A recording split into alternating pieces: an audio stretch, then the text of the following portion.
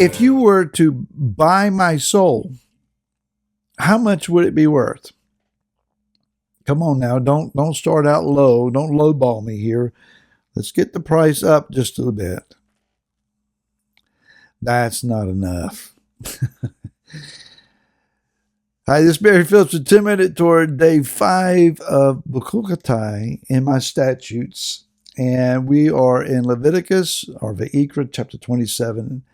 We want to read the first 7 verses, beginning with verse 1, which says, "And Yahweh spoke to Moshe, saying, Speak to the children of Israel, and say to them, When a man separates a vow by your evaluation of lives unto Yahweh, when your evaluation is of a male from 20 years old up to 60 years old, then your evaluation shall be 50 shekels of silver, according to the shekel of the set-apart place.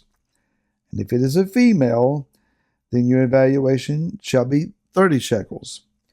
And if from 5 years old up to 20 years old, then your evaluation for a male shall be 20 shekels, and for a female 10 shekels. And if from a new moon or 1 month old up to 5 years old, then your evaluation for a male shall be 5 shekels of silver, and for a female your evaluation shall be 3 shekels of silver. And if from 60 years old and above, if it is a male, then your evaluation shall be 15 shekels, and for a female, 10 shekels. We'll pause there.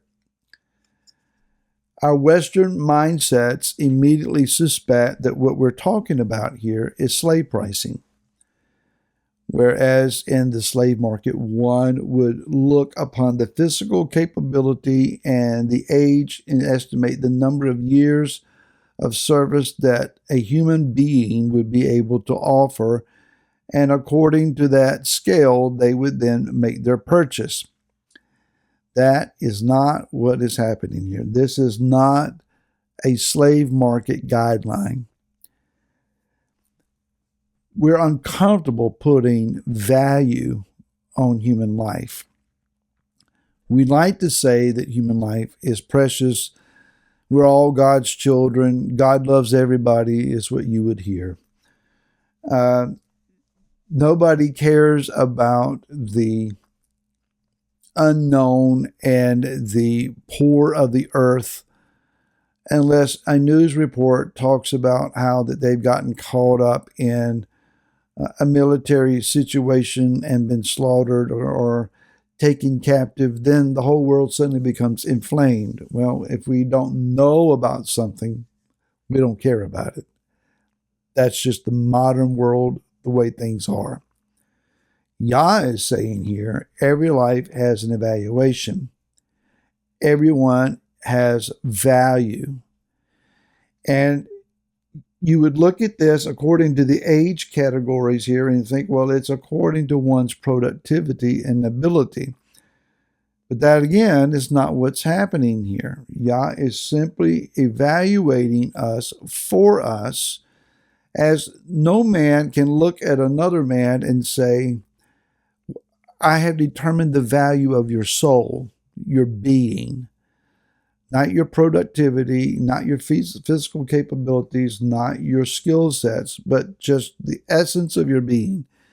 Yah puts everybody on a categorical, even playing field. And one might say, well, he's evaluating the males higher than the females. Well, it could be, here's a thought, that the males may be more able in this, especially in this time frame, to pay a price as opposed to a female, a male normally being more of the wage earner than the female. Not always the case, but maybe that's what's going on. Certainly, it's not saying that Yah loves men more than women. That's just not so. So what are we looking at here? Well, the Hebrew word here, when we read evaluation or estimation, however your translations read, the word there in the Hebrew is arach. And that word means to set in order, to arrange, to create a formation. And the idea is putting things in their proper place.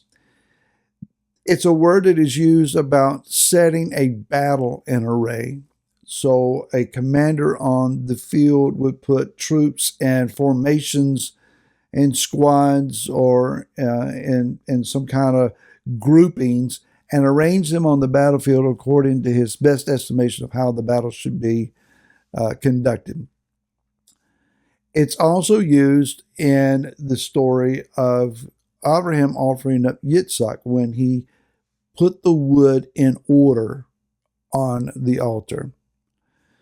So a different slight form of that then is erech, which is what we are reading here, estimation or assessment, maybe even for the purposes in some situations of taxation. Yah is putting a stipulated value, because man can't do it for himself, on his soul. So what are we to learn from this? This is a voluntary offering. One might say, I am of a certain age. If it were myself, I'm above the age of 60, so I have 15 shekels assessed to me. And I want to give a voluntary offering for the maintenance and upkeep of the tabernacle or temple. And so I would bring to the priest that valuation of myself as a freely given offering. Why would I do that? Well, the love of the tabernacle, the love of the temple, just being good-hearted and desirous of helping out, doing my part. I'd like to make a little bit of a connection here, though. Perhaps my life is ill-arranged. Maybe I'm not living a structured life. Things seem to be falling apart around me.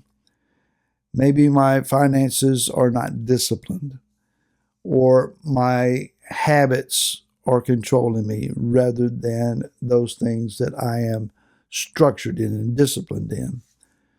And so I might desire to turn over a new leaf or go back to square one, is the way we would say it. I want to employ the things that will help me to live a more structured, productive, fruit-bearing life, because just winging it and flying by the seat of my pants is not working. I might initiate that then by giving this offering. Father, I'm recognizing that the value of my soul you've already determined, but I want my soul to meet that value. I don't want to fall short of what you evaluate my life to be. Therefore, I'm going to give. And it is an indication I want to live a more structured life. That's an analogy that we can draw. Let's go to the book of Mark, chapter number 8.